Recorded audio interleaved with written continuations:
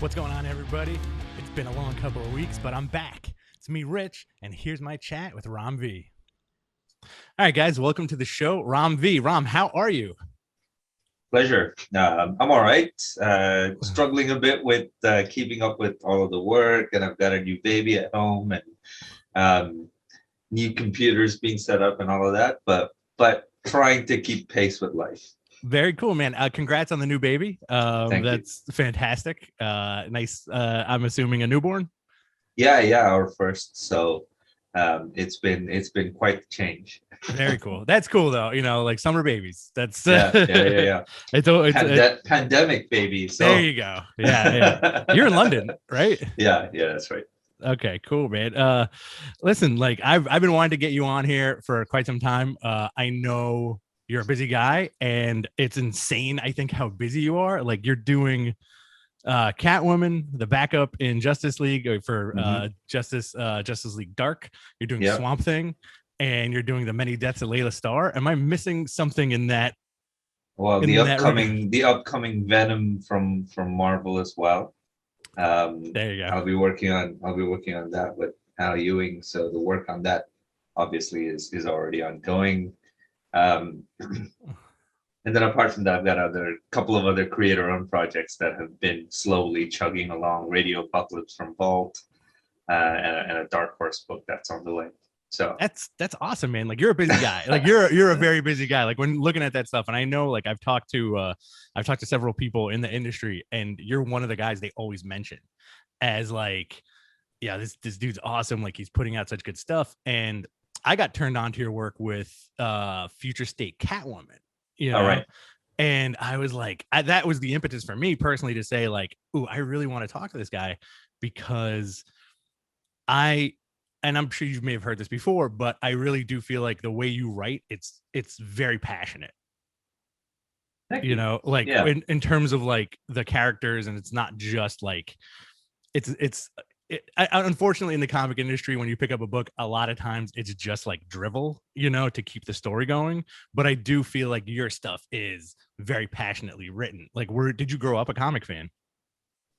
Not really. I mean, I grew up reading comics, sure, but I read mostly what I read was a lot of the Phantom, Mandrake, Flash Gordon stuff, Cool. and then I grew up in a very intellectual household. So my dad took away all my comics, and basically said, "Oh, you need to start reading some serious books now."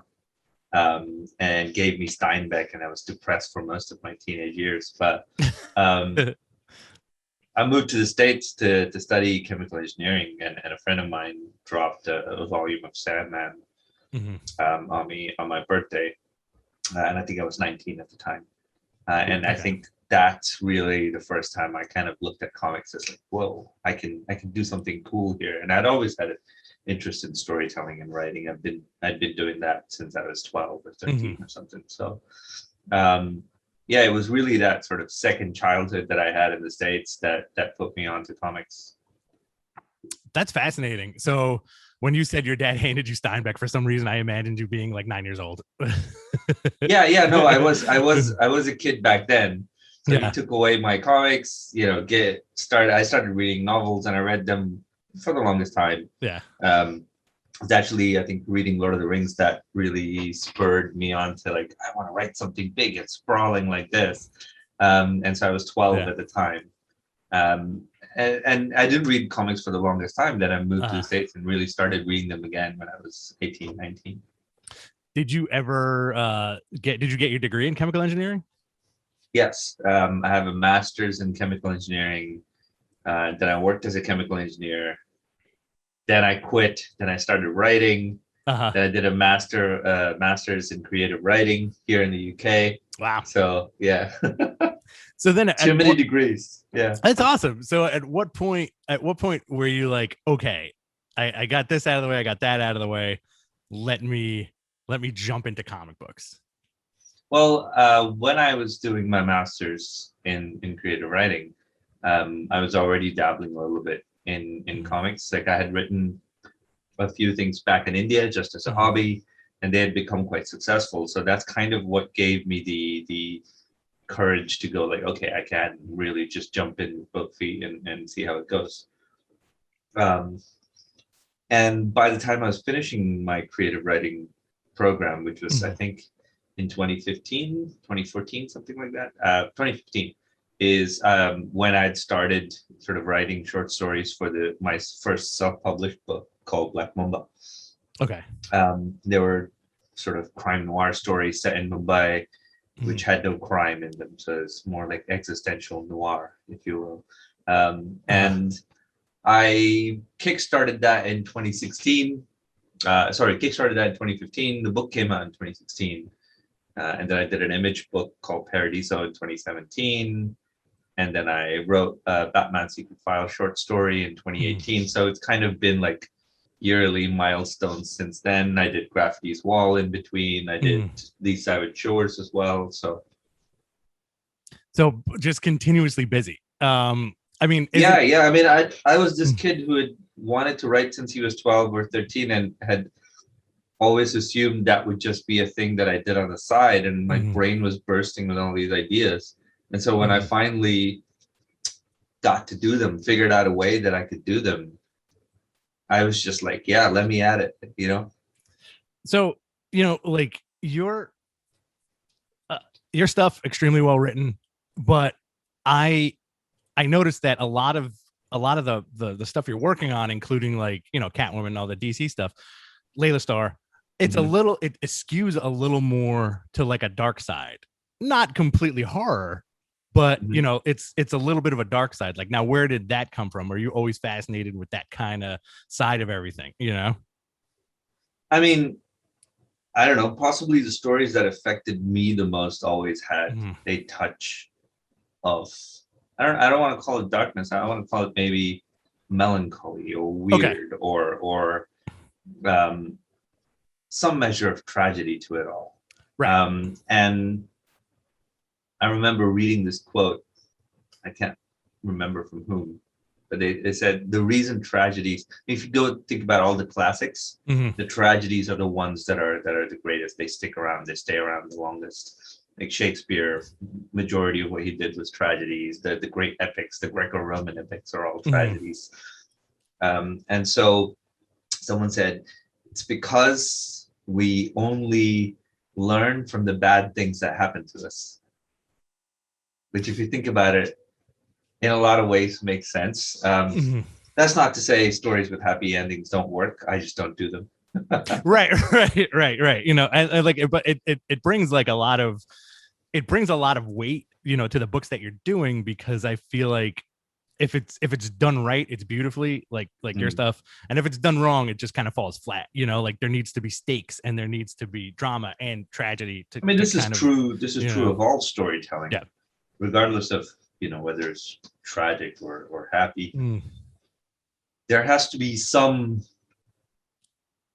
human question at the heart of it. Something that you don't need to be Superman or Batman to ask, but you ask yourself that question, you know, every day.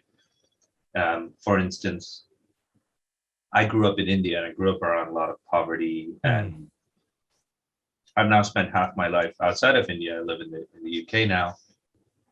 And there's poverty here too. And so I look at it sometimes and I go like, am I doing enough?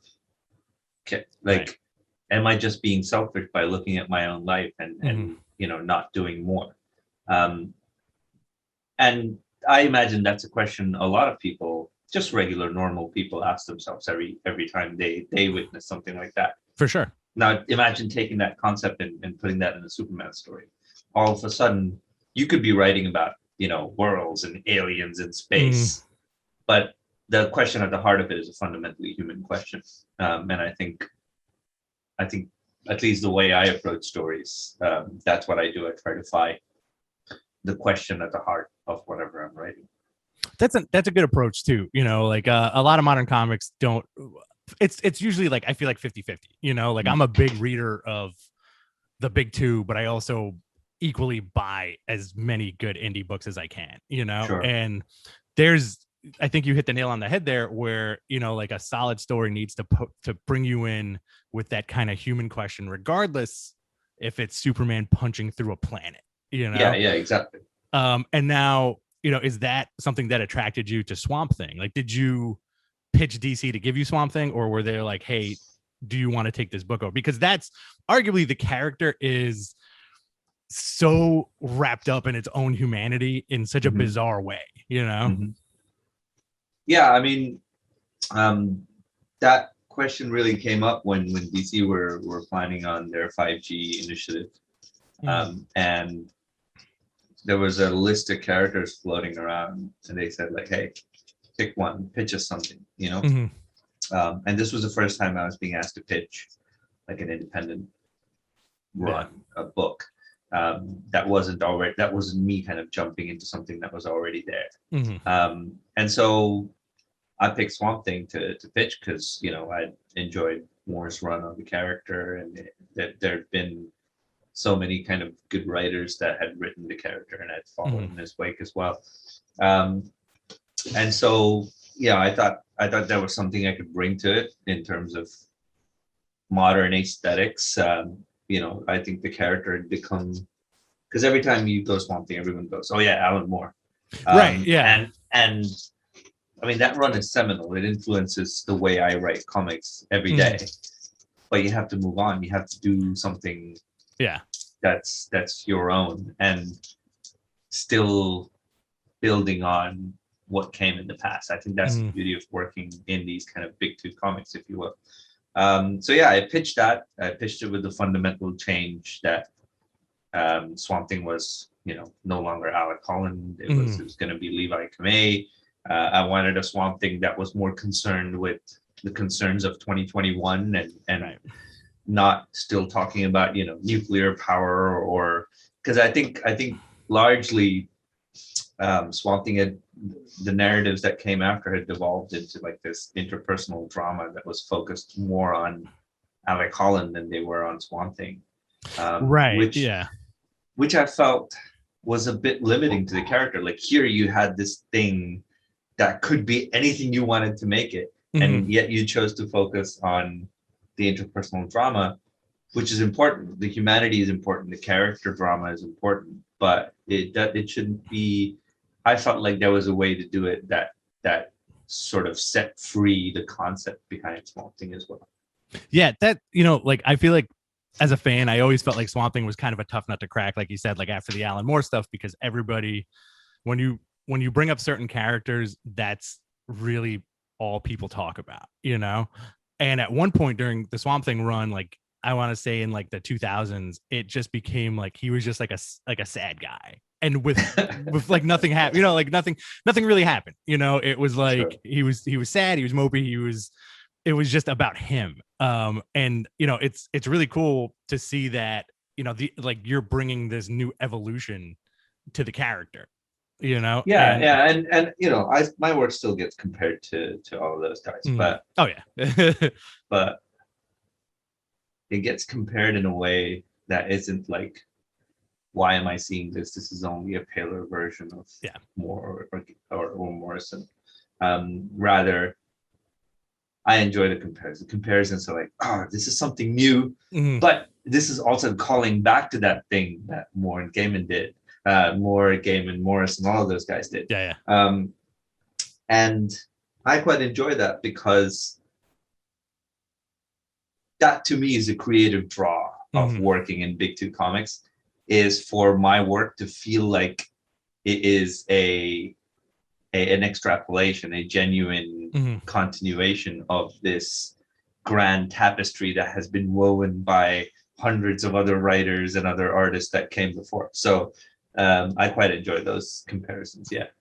So you touched on something that I want to kind of piggyback on. Talk to me about working within the confines of a Big Two, but also having the freedom to add to this. Like you mentioned the word tapestry, and I think that's very fascinating. And this is a conversation that I've had with a lot of friends, my wife, where it's like, I'm of the firm belief that you can do whatever you want with these characters as long as that story comes across. You can make it as human, as melancholy, as sad, as great, as adventurous as anything great that was ever written, but it could be a Superman and Batman story, you know. And I do think, like, I'm being a little long-winded here, but I also do think with comic fandom as it is now, there's such a split between big two and independent, where folks don't realize you can get really amazing stories from like the Marvel and DC, you know. Yeah, look, I think stories fundamentally work regardless of where they are. Right. And a good writer knows where they're writing. Like, I wouldn't tell you a I don't know, Victorian Gothic romance tragedy Batman. So actually, I probably would. But the point being that there are expectations that go with writing in any genre, and I consider superhero writing a separate genre, if you will. And so I think stories fundamentally work, and if you're a good storyteller, you'll know how to tell a good story regardless of where you're telling it. As for, you can get emotionally impactful stories from big two. Yeah, I mean, those are only the kind of stories that you should be getting. Like, what's the point of doing something that feels like a big budget, amazing action stuff, and then leaves you going like, that was kind of cool. Right. No, you have to be impacted. Like look at the successful, Marvel or DC movies, right? Look at the old Batman films, the old Superman films, or the new sort of Black Panther film, or Iron Man, whether you like 3 or not. And I think the common thread between all of those and the ones that people really enjoy, like, Tim Burton didn't have the budget that Black Panther did. Right. Okay. Comparatively at the time, that movie was dramatic and beautiful. But the reason both those movies fundamentally make an impact is because if you take away all of that, you take away all of the special effects, and at the heart of it is still a story that you can tell and be emotionally impacted by. And I think, Black Panther is successful because it's a story about brothers, one who grew up a prince and the other who had to struggle. And Batman's again a story that's successful because it's about a guy trying to reconcile with his helplessness when he was a kid. I think those are fundamentally human stories that work regardless of where you write them. Absolutely. I agree with you 100% about Black Panther. I love that movie. And the Batman stuff I always found fascinating too. Like, I'm a huge Batman fan, but it's like there's a reason why every single iteration of the character has the flashback to the death of his parents, and I mean, I think it's time to evolve beyond that. To be honest, everyone's still writing Frank Miller's Batman. Sure. I think it's time to write something new, something different, and I think there's a way to do it. I think characters have to evolve, and so their fundamental conceits have to evolve as well. There's only so many times you can look at the pearls falling down, Right. I think it's such a weird thing, especially in cinema, where it's like, no, we got to put it in there. We have to put this in there. Like, people need to see it's bizarre, and it's bizarre, funny, sad, and interesting at the same time. Absolutely put it in there, but do something new with it. Don't put it in there just as the same melodrama that was there in the first movie. Yeah. So, as far as your independent work goes, I really want to talk about The Many Deaths of Layla Starr. Really, really, really awesome book. Like, how did you get there? What was the process like to get the book to boom, as opposed to like another publisher?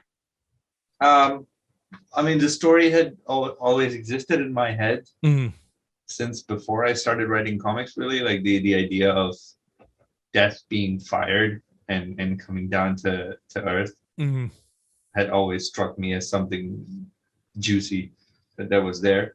I didn't really pitch it to boom as, hey, I've got this book, would you like to publish? It was actually Eric Harbin at Boom and I had a conversation, and Eric was like, so we want you to do something here. tell us what you have in mind. And he said something that really struck with me, which is that I want something that feels like Graffiti's Wall, but has a bit more of a sort of supernatural, magical, bit more genre element to it. And Graffiti's Wall was really more slice of life than anything else. And so I said, okay, slice of life but magical, and my head just went to like magic realism. From there it picked back up on this death getting fired idea. And I was just talking about this with another writer friend of mine. I didn't actually outline the issues of the story before I started writing it. Okay. I've been writing them, as they come, one at a time. But I kind of knew like what I was getting at with the story. So yeah. It's a very solid book. You have another project coming up with the same team, right? No, not really. No, it wasn't another book with you and Andrade. Am I thinking of something else? No, I think you're thinking of me and Anand, and who did Blue and Green with me. Okay. And Graffiti's Wall. And so Anand and I have a book called Radio Apocalypse that's coming out from Vault Comics later at the end of the year. That's another thing that's been around for a really long time. It was actually the first book Anand and I talked about collaborating on. And then instead we did Graffiti's Wall. Instead we did Blue and Green. And both of those books were quite successful. And so now we're kind of finally returning to this project that we've been talking about for years. Can you give me a little more detail about it? Yeah. So it's, as the name suggests, it's the story of the last functioning radio station on the planet. There's been a kind of an apocalypse event where a meteor hits the Earth, and we're picking up several decades later. And so there's also been oddly prescient a virus that came in on the meteor that has kind of ravaged humanity, if you will. And all of that aside, we really just focus on the lives of these kind of 4 or 5 people who insist at the end times that we need to have a radio station that's broadcasting music out into the unknown. And each of the issues are kind of standalone stories a little bit that look at why music is important even in the most desperate times. They also build a slightly bigger picture story that will lean into as the series progresses. I think that covers most of it. When's that coming out? I believe it's out in October. Yeah, that's awesome. Yeah, I'm ready for it. Are you like a big music guy? Yes, except my musical tastes are really strange in that I listen to everything. I also play a lot of music, so I play 2 or 3 different instruments. Very cool. What do you play? I play guitar. I play tabla, which is an Indian percussion instrument. I play a little bit of violin, and I will never sing if you ask me to, but I took vocal lessons when I was a kid. So you're just bar karaoke, right? Yeah. Well, not even that. No, that's cool. Like I want to know more about that. I want to know more about the music thing because I find that so fascinating, especially with creativity. Like I've been playing guitar in bands in New York since I was like 17. So like I always like meeting creative people who also play instruments. So what do you listen to? Because I want to know. I listen to absolutely everything. Okay. I listen to jazz. I listen to death metal. I listen to punk. I listen to rock. I listen to southern rock. I listen to country, blues, Japanese trip hop, hip hop, trap music. Yeah. Everything. That's awesome. I think we kind of have like a little like in the same vein almost, except like the one thing I don't listen to, like just EDM makes me feel like I'm gonna collapse, Look, I listen to anything that I feel has some kind of interesting quality to it. Okay. And it does. I don't care what genre it comes from. And so yeah, my playlists are just all over the place. Yeah, I Um, hear you. but it's the same with my reading. I read Mhm. everything and anything, as long as I feel like, oh, there's something interesting here. Um, so yeah, music has always been this kind of important part of my comics writing. I also constantly talk about collaborating in comics, as a parallel to playing in bands. You know, people love to talk about like making comics is like making films. You know, you have a director. No, no, no, it's not. Making comics is like being in a band. Yeah, yeah. You got to work with everybody else on your team. That's an interesting concept that like I don't Yeah, and think there's also this you know. element of call and response. Like a producer and director Yeah, don't respond to each other when they're filming, you know?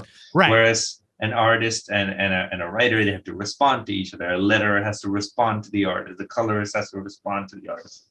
So I think there is definitely an element of like everybody is pushing each other into interesting spaces. That's the fun part about it, and that's kind of an interesting take on it, which I've never heard before, but it makes all the sense in the world, especially because like if you think about it, Scorsese doesn't show up to a movie set one day and go, "Hey guys, let's jam this out today." Yeah, yeah, exactly, Yeah, exactly. like you know what? I think I'm going to shoot it this way. You guys do whatever you got to do. You know. Yeah, I mean it happens Mm, to some extent, you know, with Heat. sure, That sure. famous scene at Yeah. the cafe, Mm, you know, is largely improvised dialogue because mm, it's two amazing actors going at it. But again, that part then becomes more like working in a band where, you know, right. Pacino says a line and De Niro says a line and you know, Michael Mann is recording and he Yeah. decides eventually like, okay, we're gonna keep this. The rest of this is trash and it's going out. So Mm, yeah, I mean, I think when you truly start jamming with each other and collaborating, it works like music. yeah. That's such a fun concept, and like it's very cool to kind of like put that out there. Where do you see yourself working in comics for the foreseeable future? Um, I see myself writing. Hmm. I'm also kind of person who tends to get bored very easily doing the same thing over and over again. Okay. So um, I see myself writing in as many mediums as I can. Hmm. I know I've got at least one novel in me at some point. I'm already starting to do a little bit of work Hmm. with film and TV stuff. Very cool. Um, there might be games involved at some point, but I think there will always be comics, Hmm. regardless of, you know, what percentage. I might not be doing 6 books a month, but Hmm. there will It's a lot always of books, be. man. You do a lot of books. Yeah, I mean, to be honest, like it happened by accident, uh, and because I only started doing this in 2016, mm, I had no sense of like how much I can do. okay. Um, and I also had no sense of what do I say yes to, what do I say no to. Okay. And so I had a billion ideas. I was pitching a billion people, and at the beginning when nobody knew me, people were like, "Who is this guy, and why does he keep pitching me weird stuff?" Um, and then, you know, my work became more known. People started Mm, reading more of my stuff, and all of a sudden, publishers were like, "Yes, that thing you pitched us, let's do that." And in my head, I'd go like, "Oh, I pitched it to them, so I have to do it." And then now yeah. I'm looking at my schedule, I'm just like, "Ah, crap! I've got so much stuff on here." I've genuinely just had to go back and go like, "Guys, I cannot possibly write so much Yeah. Yeah. at the same time, so I need to rework schedules." And the publishers have been more than understanding, to say the least. Mm. So I love my editors. Thank you. That's awesome. That's usually the way it goes. Like you work hard enough to become undeniable, and then everybody turns around and says, "Hey, listen, that thing you mentioned 3 years ago? We need it, and we need it yesterday." It's always funny how like that kind of works out. Do you consider yourself like a melancholy guy? To an extent. I Okay, mean, I have a sense of humor, as Layla clearly. Star, as Layla Star evidences. But yeah, to an extent, there's always been a sense of melancholy somewhere in there. Mm-hmm. I've been given to constantly daydream, Okay. and which was an actual problem for which like my parents were called into school. Oh They wow. were like, "Why is he always staring off into space?" And my parents were just like, "He's just like that. It's fine." It's Um, okay. He's a kid. yeah, yeah, but yeah. So I've been given to like long episodes of daydreaming and staring off into nothing, but um, I'm not a sad person Yeah. per se. In fact, I would call myself a hesitant optimist in a Okay. lot of ways. Sure. So, but I imagine that is something that is common to a lot of people who are stricken by melancholy as well. I think so too. I think so too. I like the term hesitant optimist. Um, I consider myself like a realistic optimist, where like I always tell my wife, I'm like, listen, it'll be great if this happened, but if it doesn't work out, it's fine. That's also fine too, Ram, I'm gonna have a couple more questions for you, and then we'll wrap it Sure, up. Is that cool? sure, sure. That's fine. Awesome. What is the sandwich of your dreams? Uh, a Reuben from Eisenberg's in New York Oh at wow, the Flatiron Building. wow, that's Uh, super specific. yeah. Alex Packnadel was also a writer. He's a friend of the show. He came on a couple of months ago, actually. Excellent. Yeah. Yeah, he took me out to the deli when we were at New York Comic Con. He's like, dude, you have to eat this. You have to have this. And we did, and oh my god, it's amazing. That's awesome. I always like to. I mean, I probably die if I eat it 2 days in a row, but it's Oh, awesome. forget it. Like the like I'm in New York also, and I love it whenever when folks say like creators are like this specific sandwich at this specific place in Manhattan, and I get a kick out of that. But also, I agree with you. I think the older you get, the less Yeah. your body can tolerate. Like, Yeah, I'll do it. I have to prep for it. Like I don't eat the day before. I won't eat the day after. it's almost like a man versus food situation where you gotta get your body ready. Are you going to be in New York for the Comic-Con this year? Probably not this year. Probably next year. Yeah. Just with all the travel stuff still being up in the air, I don't want to stress myself out about it. But um, I'm doing Thought Bubble this year, which happens Cool. around the same time, but it's in the UK. So at worst, if I have to quarantine, I can still quarantine at home, which is the point. Yeah. Yeah, and that's easier for you too, because like, Yeah. is Thought Bubble also in London, or is it? No, Thought Bubble is in Harrogate now, which is a town near Leeds. It Okay. used to be in Leeds, but it's an amazing festival and it's got some amazing guests this year. So, like James Tynan's going to be there, Scott Snyder's going to be there. I met Jerry Duggan there last time. Oh, So, cool. so yeah, it's a brilliant festival that I would highly recommend. Yeah, that's awesome. It's funny because like I think just like in the States, it's almost like reverse content where like when I know creators overseas who are like, oh, I need to watch everything that happens in San Diego and New York, and over here it's like, oh, I need to watch everything that happens in like the UK and like the other conventions. It's like I mean, just I come down to San Diego and New York pretty mm. regularly, and I spend maybe an hour on the actual convention floor. It's tough, man. There's a lot of people. There's a lot of bumping, a lot of Yeah, elbow, like yeah. a lot of elbow stuff. But Where can everybody find you, Ron? people can find me mostly on Twitter, where I'm on as the right Ram, as opposed to the wrong one.